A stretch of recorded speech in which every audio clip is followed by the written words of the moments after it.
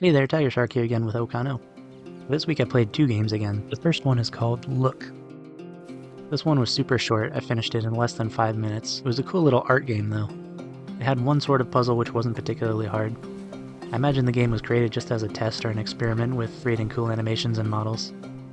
The music was cool, I'll play that in the background since the gameplay was pretty quiet. There was one secret area with concept art which I thought was fun. I found it because I was walking around and I heard a voice whisper, "Psst, in here." It was a pretty cool and clever secret. I wish more devs would do that kind of thing. And there's also one part that felt like it was supposed to be a chase sequence, but I turned around to see what would happen and I wasn't actually being chased. Oh well, can't always expect brilliant moments. The ending and music made up for it anyway. That's all I have to say about that one, so I'll play another one.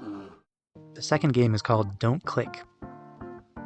You are warned not to click anything for 1 minute or there will be consequences. If you do click on something, it will glitch out. Of course, the first thing I did was try to click on everything I could within the time limit.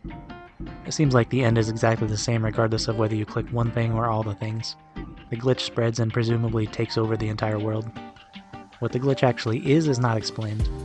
So I played again and didn't click anything. After a minute, you move on to the next day and are told not to click for a minute again. It's also never explained who it is that's telling you not to click. But anyway, it seemingly loops endlessly if you never click anything.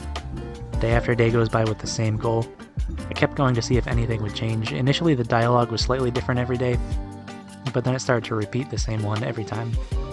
I kept going for a bit though, and occupied my time by trying to clip outside the playable area, which I did succeed in doing.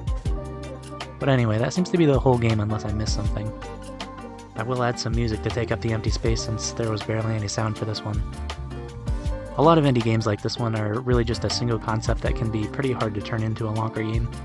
I could see how this one could work though, like if there was a second voice maybe distinguished by different color text that was trying to convince you in a sneaky ways to click on things, or maybe different endings based on how much you click, or even a lying mechanic where you click on things and try to hide it from the person telling you not to click. I don't know, just some thoughts I had that could make this a more fleshed out experience. Adding anything to make it more interesting than just sitting there not clicking would have been an improvement. Oh well, it is what it is. Link will be in the description if you want to check it out. So that's all for this one, and as always, I hope you have a spectacular day.